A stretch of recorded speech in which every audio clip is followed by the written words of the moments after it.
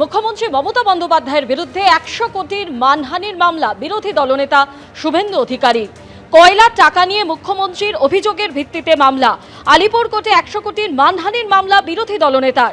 কয়লার কালো টাকা নিয়ে এর আগে অভিযোগ করেন মুখ্যমন্ত্রী এবং নোটিশের পরেও নীরব। 100 কোটি টাকা পেলে চ্যারিটির জন্য দান করবেন বললেন বিরোধী দলনেতা শুভেন্দু অধিকারী।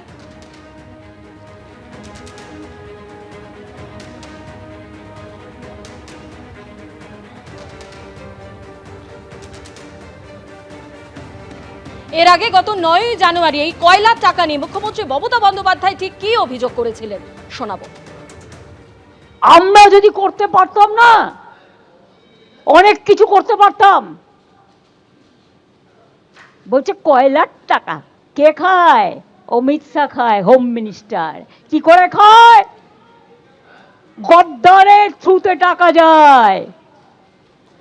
গদ্দার অ্যাডপ্টেড সন হয়ে গেছে, গদ্দারের থ্রুতে টাকা দেয়। সাথে আছে এক জগন্নাথ। জগন্নাথ ধামের জগন্নাথ নয়, পুরীর জগন্নাথ নয়, বড় ডাকাত জগন্নাথ বিজেপির। জগন্নাথের থ্রুতে টাকা যায় শুভেন্দু অধিকারীর কাছে, আর শুভেন্দু অধিকারীর থ্রুতে টাকা যায় অমিত শাহর কাছে। সিএ এবং ওয়াকফ অশান্তি ফিরল মুর্শিদাবাদের বেলডাঙ্গায়। ঝাড়খণ্ডে পরিযায়ী শ্রমিকের রহস্য মৃত্যুতে প্রতিবাদের নামে তাণ্ডব চলল দীর্ঘক্ষণ ধরে। নৈরাজ্যের বেলডাঙ্গায় ঘন্টার পর ঘন্টা রেল অবরোধ হয়ে রইল, জাতীয় সড়ক অবরোধ হয়ে রইল। পরিযায়ী শ্রমিকের মৃত্যুর প্রতিবাদে যেভাবে তাণ্ডব চলল, আর সেখানেই প্রশ্ন উঠে গিয়েছে পুলিশের ভূমিকা নিয়ে। সরাসরি কথা বলবো, আমাদের প্রতিনিধি শিবাশিস মৌলিক এই মুহূর্তে রয়েছে। শিবাশিস, এটাই তো প্রশ্ন যে দীর্ঘক্ষণ ধরে এইভাবে প্রতিবাদের নামে তাণ্ডব চললো, অথচ পুলিশ কেন হস্তক্ষেপ করলো না? পুলিশ সূত্রে কি জানতে পারছো? সর্বশেষ কি আপডেট রয়েছে এবং কারা চালালো এই তাণ্ডব?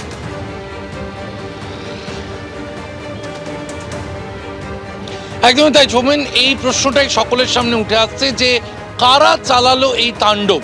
শুধুই কি স্থানীয় মানুষ, নাকি পিছনে ছিল কোনো রাজনৈতিক ইন্ধন?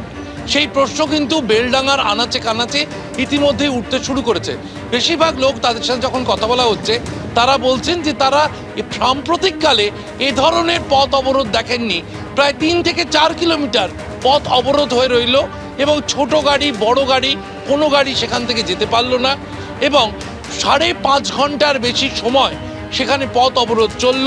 জেলা পুলিশ প্রশাসন তাদের বেশ কয়েকজন সেখানে উপস্থিত থাকলেন, তারা আলোচনা চালালেন, কিন্তু 5.5 ঘন্টার বেশি একটা জাতীয় সড়ক, আমরা এই মুহূর্তে যেখানে দাঁড়িয়ে রয়েছি 12 নম্বর জাতীয় সড়ক, এবং এই জাতীয় সড়ক কিন্তু বিশেষভাবে তাৎপর্যপূর্ণ, কারণ দক্ষিণবঙ্গ থেকে উত্তরবঙ্গ যাওয়ার জন্য বিশেষ গুরুত্বপূর্ণ এই পথ, এই 12 নম্বর জাতীয় সড়ক।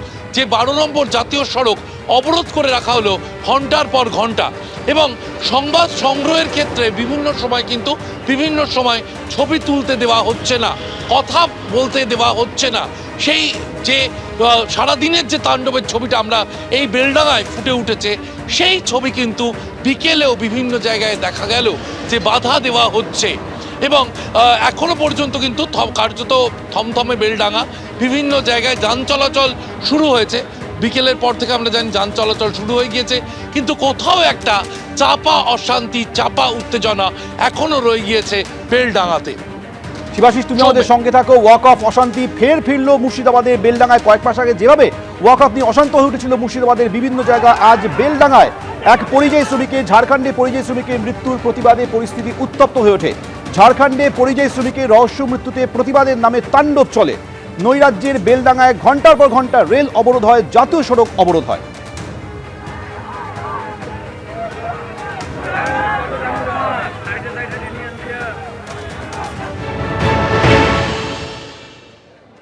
মহেশপুরের সেই জাতীয় সড়কে দাঁড়িয়ে রয়েছি। দুই দিকের যে লেন, দুই দিকের লেন কিন্তু বন্ধ, এবং তোমাকে দেখানোর চেষ্টা করব যে দুই দিকের লেনে প্রচুর মানুষজন তারা অবরোধ করে আছেন এবং দীর্ঘ যানজট রয়েছে দুদিকেই।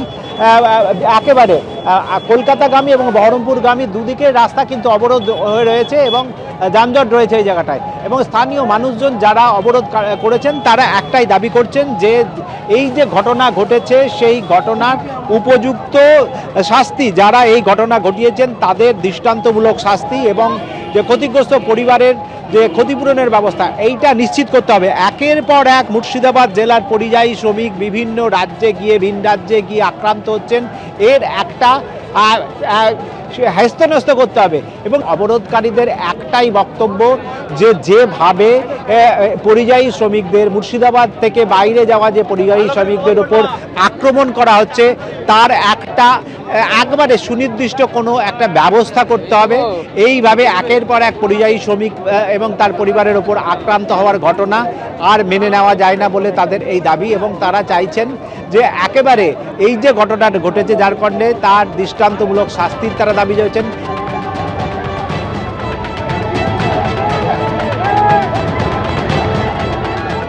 একেবারে পদস্থ পুলিশ আধিকারিক যারা রয়েছেন তারা স্থানীয় বাসিন্দাদের বেশ কয়েক ঘন্টা ধরে বোঝানোর চেষ্টা করছেন অবরোধ তুলে নেওয়ার জন্য, এবং সমস্ত রকম ব্যবস্থা করা হবে, তাদের দাবি মানা হবে। কিন্তু মানুষজন কিন্তু একেবারে এখনো পর্যন্ত অনড় রয়েছেন। তারা চাইছেন যে আরও উচ্চপদস্থ আধিকারিক বা প্রশাসনিক আধিকারিক তাদের এসে এই আশ্বাস না দিলে তারা এই অবরোধ তুলবেন না।